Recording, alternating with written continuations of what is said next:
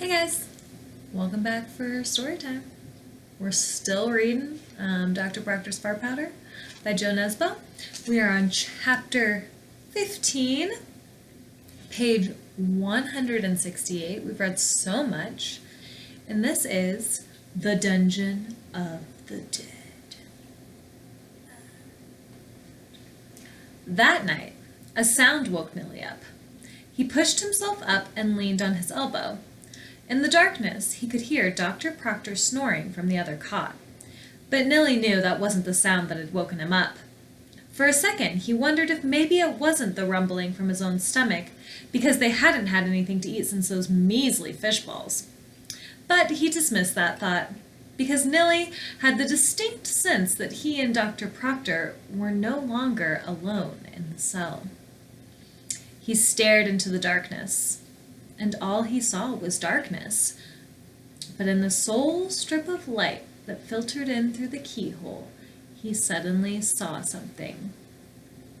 A glimpse of white and fairly sharp teeth.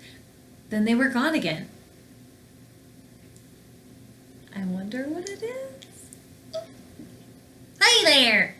Nilly yelled, throwing off his wool blanket, jumping off the cot, and running over to the door, where he flipped on the light switch. Dr. Proctor's snoring had stopped, and when Nilly turned around, he saw the professor standing on his cot in just his underwear, as white in the face as he was on the rest of his body, and pointing at the animal that was now visible. It's the professor stammered. I see what it is, Nilly said. I'm scared to death said the professor. Of that animal there? Nilly asked. The professor nodded, pressing his quaking body against the wall. Look at the teeth on that beast. Beast? Nilly said, squatting down in front of the animal. This is a Radicus norvegicus, Professor. A friendly little Radicus norvegicus who's smiling. Sure, it's mentioned in a footnote in Animals You Wish Didn't Exist by W.M. Pashi. That's just because it spreads the Black Death and other harmless diseases. The rat blinked at Nilly with brown eyes. I can't help it, Dr. Proctor said. Rats give me the shivers. And where did it come from? How did it get in here? Good question, Nilly said, scratching his head and looking around. Tell me, Professor, are you thinking what I'm thinking? Dr. Proctor stared at Nilly. I think so. And what are we thinking? We're thinking, said the professor, totally forgetting to be afraid and hopping down onto the floor and pulling on his professor coat, that if it's possible to get into a place, it must be possible to get back out of the same place. Exactly, Nilly said, holding out a finger that the little rat sniffed out of curiosity. So I recommend that we pay close attention to our rat friend when he heads home. All right, there's the little rat. And we're going to read the next chapter because that was a short one. Chapter 16, The Great Escape. Nilly's sister answered the door when Lisa rang the doorbell of the yellow house the next morning. Eva gazed at Lisa with her narrow, kind of evil eyes, which glowed just as angrily as the two new zits she had on her face. And she said in a taunting, squeaky voice, Nilly's not here, Flatchy Lisa. I know, Lisa said. He's in jail. Eva's eyes got big. In jail? Yep, in the Dungeon of the Dead. Mom! Eva yelled over her shoulder. Nilly's in jail? They heard someone rummage around, drop several things, fall, and maybe curse a little. Haven't you guys wondered why you haven't seen him for 24 hours? Lisa asked. Eva shrugged. It's not easy to spot something so tiny. So I don't think it's that strange if I don't see him for a few days. You know, it's kind of a nice break. Well, anyway, Lisa said, Prisoners in the Dungeon of Dead are only allowed to receive visits from people in their immediate family. So I was wondering if you could give him this letter. She held out an envelope. We'll have to see, Eva said, snatching the letter. If we have time. What a jerk. Millie and Dr. Proctor were both lying on the floor of the cell, snoring and sleeping when they were shaken awake by a member of the Royal Guard serving as a prison attendant in a black uniform and a hat with a big silly tassel on it. Huh? We must have fallen asleep watching the rat, Millie said, rubbing his eyes. Oh! Visitor for prison number 000002, the guard said gruffly.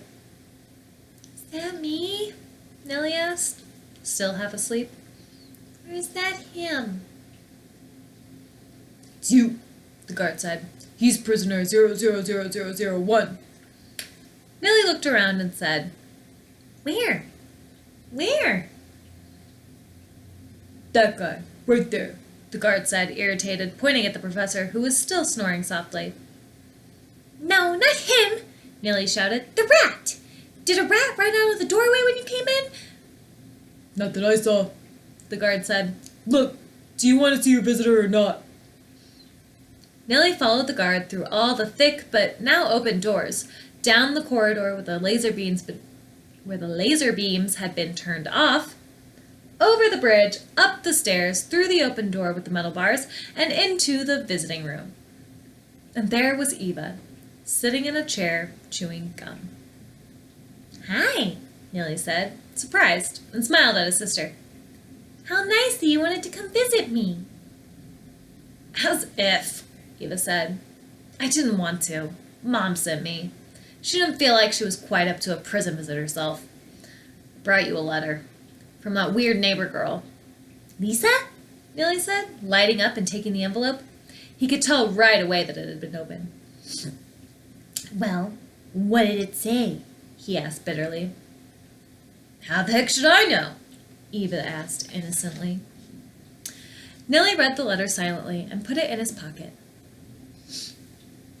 What's NASA? Eva asked. Anything else new?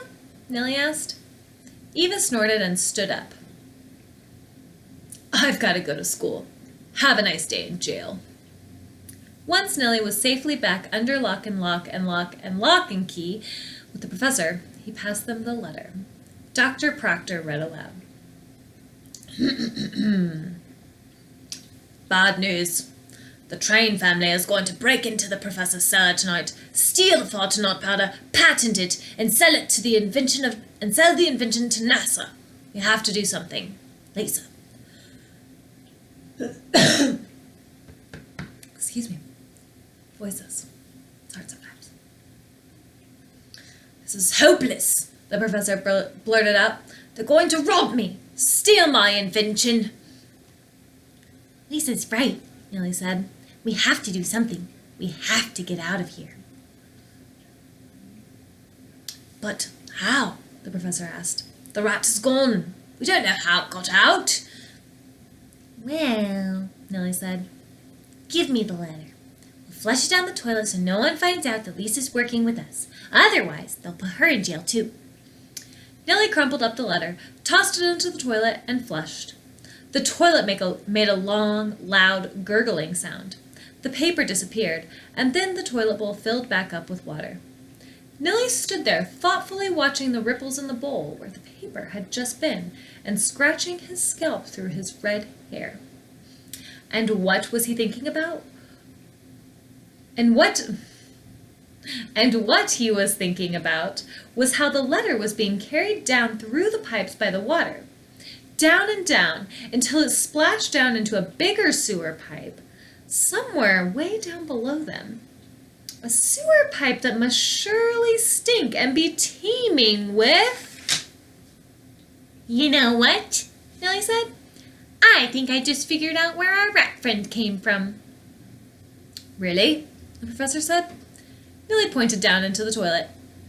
It swam up here through the pipes from the sewer and went back out the same way. Phew! The professor said, holding his nose. His nose, not his noise. His nose. Maybe, Millie said, but from the sewer pipe the water keeps going and going, all the way until it gets to the ocean, or maybe to a treatment plant, and along the way there are ladders up to the street above, to manhole covers that lead right out onto the streets of Oslo. Do you know where I'm going with this, Professor? The professor, who clearly got where Nellie was going, stared at him in disbelief. "You must be crazy," he exclaimed. Not crazy, Nellie laughed. Just very smart. And very, very small. We can only hope that I'm small enough. "You can't," Dr. Proctor said. "You mustn't." I can, I must, and I will, Nellie said. "The guards look in here all the time. They'll notice that you're gone." We'll wait until early evening, Nellie said. Then we act like we're going to bed early and turn off the light. And then in the dead of the night... The sun drifted across the sky, and its rays fell on an Oslo that had started preparing for Independence Day, which was only 2 days away. People were cleaning up their houses and planting flowers in window boxes, ironing flags and the aprons that went with their national costumes, reviewing traditional eggnog recipes, and humming the national anthem. And as the sun began to descend toward Ullern Ridge at the western edge of the city, the men at the wharf carried the last of the crates off the ship from Shanghai.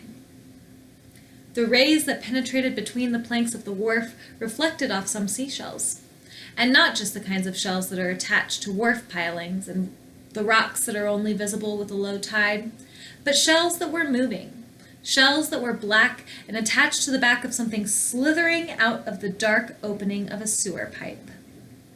Shells on the back of something that hadn't eaten anything since the leathery meat on that 35-year-old Mongolian waterfall a few days ago. The creature slides through the water. It hears the wharf planks creaking, sees the sole of a pair of boots. Food. It's a man carrying a wooden crate. The creature quickly twists its way up around one of the wharf pilings, up into the blinding sunlight, rises, swaying above the poor guy, and it hears the footsteps on the wharf stop. The creature opens its jaw. The sun shines on its gruesome fangs, and it hears a scream. Yes, this is how food sounds. The creature gets ready for a bulky mouthful, but the afternoon sun is so low and still so glaring, and the creature hadn't seen any light in days. It strikes blindly, grabs hold of something, seizes it, and swiftly vanishes into the water, and then into the sewer pipe. Food! The creature can already feel its digestive juices starting to flow from glands throughout its body as it swims its way back into the Oslo sewer system. And then, deep in the sewers, in a strip of light that falls from a little hole for runoff water on a manhole cover in a street way up above, it stops to really enjoy its meal. But what is this? Wood taste? The creature spits the food out, and it isn't food at all. It's a wooden crate. The creature fumes with rage. Blast it! Doggone it! How aggravating! But then the creature hears something. An echo from a squeak within the sewer system. A rat squeak? Rattus norvegicus? Food. And whoosh! The starving creature is swallowed up by the darkness of the sewer, on the hunt again, leaving the wooden crate floating there, bobbing up and down in the sewer water.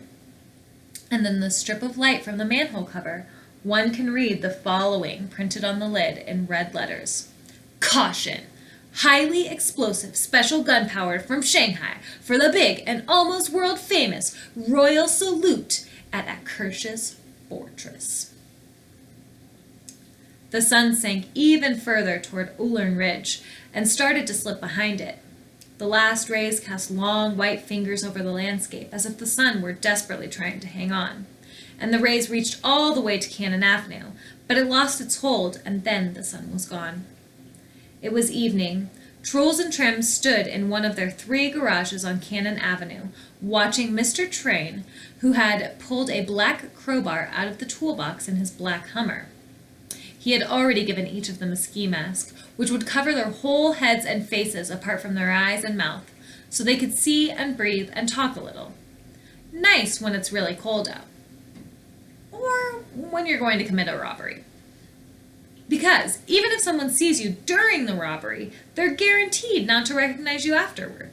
Unless you're still wearing the ski mask, of course. Like so, Mr. Train demonstrated, sliding the crowbar in along the edge of a door. And so, and then so. Like this? Truls and Trim repeated through their ski masks. And then this and this? They repeated and practiced the break-in. But it took some time, because Truls and Trims weren't the smartest boys in the world. And not just not the smartest boys in the world, actually. They were not the smartest boys in Norway, nor the smartest boys in Oslo, and not even the smartest boys on Cannon Avenue. Because at that very moment, the smartest boy on Cannon Avenue was sitting on a cot in the Dungeon of the Dead, feeling nervous. More nervous than he'd ever been before. Yes, so nervous that he boarded on being scared. And scared was something that Nilly, prisoner number 00002, very rarely was. What are you doing? What are you doing? He asked Dr. Proctor, who'd taken off his professor's coat, turned the pockets inside out, and was now carefully brushing the pocket lining over one of his scraps of paper. I was thinking, the professor said, it's going to be awfully dark when you go down there, and you don't have a flashlight. Then I remembered that there is always residue in my pockets from some of the various powders I've invented, and voila! Nilly came over and looked down at the sheet of paper where there was a fine layer of light green powder. I've seen that before, Nilly said. That's Dr. Proctor's light green powder. You had it in a mason jar in your cellar. You said it was a phosphorescent powder that makes you glow, and that it was a rather unsuccessful invention. Maybe it isn't so unsuccessful after all, the professor said, carefully folding the piece of paper in half so that all the powder slid into the fold. Open wide. With Nilly's mouth open as wide as it would go, the professor poured the powder into the small opening. It'll take a little while before it starts working, the professor said. And meanwhile, he intensely brushed out the other coat pocket over the sheet of paper. Is that what I think it is? Nilly asked when he spotted the small, light blue grains sitting on the professor's mathematical calculations. Yep, the professor said. It's photonol powder. Too bad I don't have any more here. But what do I do with it? The exits to the sewer system are blocked by manhole covers, the professor said, and they're heavy and hard to move. If you need to get out, you should... Fart one of them up into the sky? Cried the smartest boy on Cannon Avenue. The professor nodded and poured the photonol powder into the envelope that Lisa's letter had come in. But there's only enough here for one good fart, so don't waste it. I won't, Nilly said, folding up the envelope and stuffing it into his pants pocket. The professor studied him for a moment. Your face is green. Are you feeling sick? No, Nilly said, surprised. Just a little, nervous?